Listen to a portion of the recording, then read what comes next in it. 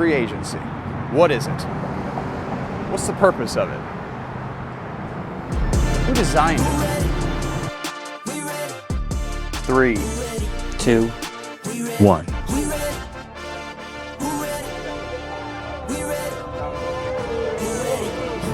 Spotlight.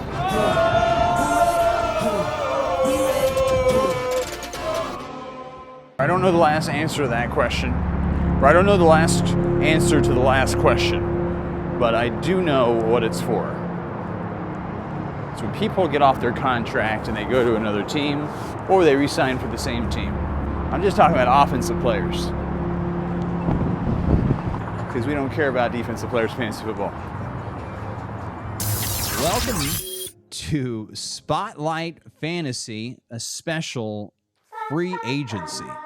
One of the first orders of business generally in the off season is to find out where these veteran players who just finished their first contract or maybe their second contract, to see where their value is and what makes sense in what schemes on what offenses make sense for them. And as fantasy players, does it ripen the deal for a Derrick Henry or a Mike Evans, or does where they go sour their value and our interest possibly in drafting them in 2024? Welcome back. I'm here with Jonathan Van Sickle. How's it going? Mike Imarino. What's up? Sorry about that. And I'll get better at hosting. And this is Aaron Kauser. Thank you for joining us here at Spotlight Fantasy, Free Agency Edition. Gentlemen, I don't know what you think of this year's class coming into the free agency, but I have some interesting ideas. One in particular would be Derrick Henry. Derrick Henry seems to me is the most interesting possible candidate for two particular teams. One would be the Baltimore Ravens, who had a pretty good running game, but the goal line touchdown seemed to be eluding them at times. And Derrick Henry seems like he could be possibly the answer to pushing, even though they didn't really have any problems on offense. Other than in the last game when they abandoned the run. But I think that's part of, they got the Gus bus, right?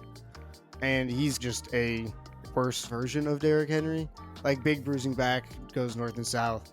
But it appears in that last game they just stopped trusting him, or just didn't. Maybe they got afraid and just started throwing the ball wildly. But maybe with a Derrick Henry would be assuming the running back over their 30-year age, season, and all that type of stuff. Assuming he's still the same player. He didn't look too much different. Like, he's still big and fast. Can't really move laterally much, but he's a big bulldozer. But that would be scary in Baltimore, I do think. And with them losing J.K. Dobbins, that would be perfect as well. It seems like they really want to be that kind of hard-nosed running team, but somehow by the end of the year, maybe through injuries or by their own play calling, like bafflingly, they seem to abandon it. And so, yeah, I'd imagine if you have Big King Henry on the bench, you'd think twice about passing on first down. Now, but as a fantasy player, is that a good combination for when you have Lamar Jackson there, who is obviously going to continue to run the ball? He's going to have a backup. He is much older now. Do you reach for him more, or are you just staying away from him now that he's had the workload he's had throughout this career? So I didn't want to just jump on and bash him, because obviously he's been great, but I've just never had Derrick Henry on my team other than like his second year before he actually found his footing and became a dominant player in the NFL. I just don't like the experience. I like having fun players to watch. I don't find him very amusing. Like, he just runs for 2 yards and falls over for half the game, and then boom, breaks off a big one, which I guess is fun. Maybe I'm just a little bit of a stickler. I don't like 70-yard touchdowns. What a loser. But I think as far as like with Lamar, if he does go there, I always think the running back or the running quarterback taking away from the running back is overstated. I think if anything, it can help with, on offensive play calling. They don't know who's going to keep it. Is it Lamar? Those RPOs become that much more dangerous. So and there's enough rushing yards to go around in a season. Like, I think the running quarterback doesn't take away too much. Touchdowns are a different thing. Josh Allen can really hurt his running backs just with the amount of touchdowns he gets. Those are the bunny touchdowns, Jalen Hurts type of deal. That comes into play. But as far as running yards and stuff like that, I think he in Baltimore would be a good fit for sure. Even the Cowboys would be pretty dynamic, in my opinion. They had a pretty low bar running game last year, which was surprising. And they've always been known for great running backs, and Derrick Henry could revitalize his career and really have play in that scheme of needing goal line touchdowns, which I think they just had a hard time getting last year, possibly. Well, and one of the great ways about how the Cowboys handled Tony Pollard last year was his workload. So I think when you're looking at a back like Derrick Henry, that'd actually be an exceptional match. And I didn't even think about it until you mentioned it, Aaron. But yeah, the way that they managed Pollard's workload, I think was extremely effective. And if you had Derrick Henry behind that O-line, that would be exciting. Do you like it? I do. Where are they going to go? How are they going to fit in whose scheme? And are they going to be more valuable in fantasy or less valuable? We got some whoppers this year. Mike Evans, Derrick Henry. What about Saquon though? Where do we think he's going to land? If you want to talk about a player that could really swing a team's value, yeah, Saquon could really change things for the right offense. Are the Giants just out on him, or do they just want to just say both have a mutual exit with each other? Is the relationship soured? You don't know. I feel like he loved playing for New York. He just never had a very good offense other than himself. Really, he was always just the guy that if he didn't go, the offense didn't go. Yeah, you can't really put it on your running back. You have to have a complete offense. And it could really be effective with one of these successful rookies that we saw this year with a team that has a little more cap space. The Texans already have a great run game, but some team like that has a lot of open salary space, a good offense, and a quarterback on a team-friendly deal. They could really benefit from having Saquon. Texans are interesting because I've just been looking and trying to find a team that would pony it up. Because Texans had Singletary came on late after Dameon Pierce kind of shit down his leg to start the year. Just don't know what team ponies up. You laid out the perfect scenario of a team with a quarterback on a team-friendly deal. They think they're missing that last piece. I just don't know if teams are actually going to be out there giving these deals. But no one thought McCaffrey was going to be a 49er. And whenever we saw that deal come together, it was like, of course. And we saw how it takes a good offense to a great level. So it could be really fun to see the right team fall in love with Saquon and pull the trigger. And Saquon, he's probably tired of losing. He's probably telling his agent, I want to make money, but I also want to win some football games because I haven't had that feeling before. I want to win a championship because he seems like a champion. When you see how he talks and how he moves. Chargers, yeah, that would be very interesting. Speaking of Chargers, does Austin Eckler, is his career basically shot? Are the wheels, have they lost all tread on them, or is he just need a new system to work in? Because other than last year, he was a fantasy star. He was like a touchdown machine. Machine, I think. Maybe 3 straight years of being a top 5 running back. That might be wrong, but is about as consistent as you can get. But another smaller running back that they didn't really throw him in the trenches too much, but clearly this year there was something there that was wrong. Whether it was a nagging injury or he's just lost a step and this is how he's going to look now. And if that's the case, I don't know if a lot of teams take a high chance on him or if the Chargers even bring him back. But the player he was this year was not the guy that everyone has signed up for in the past, and I guess he's not going to get what he's looking for. That's why the market is just going low balling these running backs, because at a certain point they just can't compete like the younger rookies into the second and third year.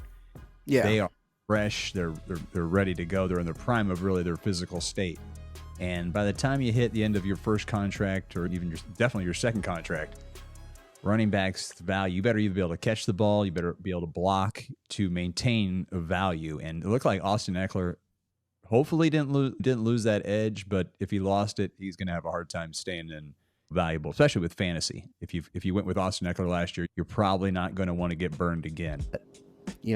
Maybe a team with a dynamic offense that needs a pass catching running back, maybe the Kansas City Chiefs could. I was about to say, you our know, wide receiver room. I just thought about that as I was talking. I was like, man, that could be. Oh, yeah. Could make it work. The one thing with Eckler, though, I'm not sure how old he is. I want to say, let's see, he was drafted in 17. He's 29. Man, and so I think it's a combination of age and touches. If you look at 2021 and 2022, he was 276 and 311 on touches. That's a lot, especially for a guy of that stature. It's not just a combination of things where he's going to need to find, like you said, Mike, another offense where he can move into a secondary role. I don't think we can really rely on those top 5 seasons, obviously, anymore, if not even top 10. Yeah. And I think there's still value there. He might be a guy that goes to another team and people saw he didn't look as explosive this year and people get really down on him on draft day and he just falls down the rankings. But in reality, he could still be very impactful in full PPRs and stuff. But I have a controversial wide receiver pick for the Chiefs because I know everyone's real high on Mike Evans right now. Yeah. I think the guy they should really be looking at is Marquise Brown. Ooh. Heard that. That could be fun. I know we just got burned with the whole injury situation with Tony, but this is a young guy, 26. I mean, if I was playing for Kyler Murray, Is he a full free agent? I really like that. I think that would be a really good. Sorry to step on it. I didn't know he was a free agent. Yeah. I think he'd be a great number 2 with Rashee Rice. I think that would be a really dynamic pair that you could probably get on a cheaper short-term prove-it deal. Yeah, I think he's an Andy Reid special. He's your Sammy Watkins type. You get him for 2-3 years, probably still around 10 to 12 million, but the Chiefs wide receiver room needs all the help we can get. And I just don't know if it's Mike Evans. I think he's just too much money at his age. I'm sorry, Chiefs fans. I'm sorry. Evans has been 1,000-yard receiver Right. Every year. He's a bona fide Hall of Famer, and he did that with Baker Mayfield. Jameis Winston, Baker Mayfield, and a little Tom Brady sprinkled in there, but and he's won a Super Bowl. He has that playoff, that championship experience. He's a winner. You can see it on his face. Now, I like what your style here with Marquise Brown, and he could be he could fit in with the personalities of Andy Reid, and I'd be all for that. Either one of those guys, I'd be very excited. Things get pretty weird down here. We're just doing it together. That guy. Walking around on a Sunday afternoon. You know, thinking about Sundays, it's quiet now. You know, the stress is low. No football action. No lineups to set. But here at Spotlight Fantasy, we are preparing for the future. Dynasty League, YouTube channel. Getting all the ducks in a row for all the other leagues. Mass Capital, JC Wasp, Obi-Wan Mahomey. We love it. We live for it. And man, we miss it when it's gone. That's why we fill it up. Woo!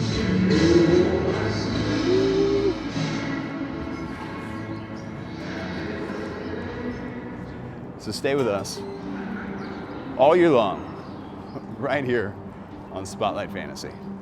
We're going to cover all the off-season action, get you ready for the draft, explain how we set up teams and leagues, the way we do it, how the pros do it, how Spotlight does it.